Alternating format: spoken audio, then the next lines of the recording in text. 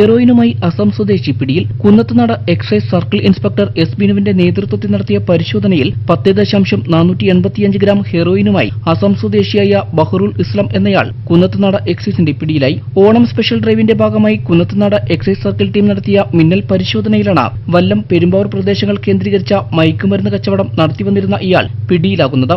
മയക്കുമരുന്നിന്റെ വ്യാപനം തടയുന്നതിന്റെ ഭാഗമായി രൂപീകരിക്കപ്പെട്ട കുന്നത്തുനാട് എക്സൈസ് സർക്കിൾ ഇൻസ്പെക്ടറുടെ പ്രത്യേക ഷാഡോ ടീം കുറച്ചുനാളുകളായി ഈ പ്രദേശങ്ങളിൽ അതീവ രഹസ്യമായി നടത്തിയ നിരീക്ഷണത്തിലാണ് പ്രതിയെക്കുറിച്ചുള്ള സൂചനകൾ ലഭിച്ചത്. ചെറുകുപ്പികളിലായാണ് ഇടപാടുകാർക്ക് പ്രതി ഹെറോയിൻ നൽകിയിരുന്നത്. 5 ഗ്രാം ഹെറോയിൻ കൈവശം വെച്ചാൽ 10 വർഷം കഠിന തടവും 1 ലക്ഷം രൂപ വരെ പിഴയും ലഭിക്കാവുന്ന കുറ്റമാണ്. ഓണം സ്പെഷ്യൽ ഡ്രൈവിന്റെ ഭാഗമായി തുടർന്നും അനധികൃതമായ മദ്യം, മയക്കുമരുന്ന് എന്നിവ കണ്ടെത്തുവാനുള്ള പരിശോധനകൾ ശക്തമാക്കുമെന്ന് Kunnathunad excise inspector S Binu അറിയിച്ചു.